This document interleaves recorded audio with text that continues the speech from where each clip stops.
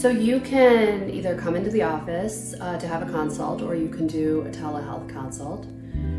So if you're going to do a telehealth consult, so you will call the office and make a telehealth appointment, and then we will have an hour-long telehealth appointment on Zoom, which is HIPAA compliant, and we will talk through the symptoms you're having, the issues you're having, your options, the risks and benefits of each option, follow-up, health, other aspects of healthcare.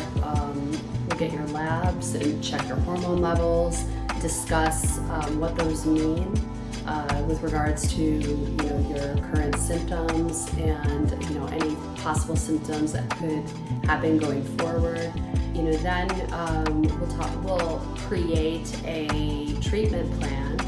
I always want to remind people that the treatment plans are fluid. So they're not like, this is what we're going to do and we can never change this. There are a million options here in treatment, with hormone replacement therapy, and basically we need to find what's best for each patient. So that takes time. So we recommend that we spend at least 3 months figuring out what is the best treatment option for you. In that time, we're also going to talk about sleep.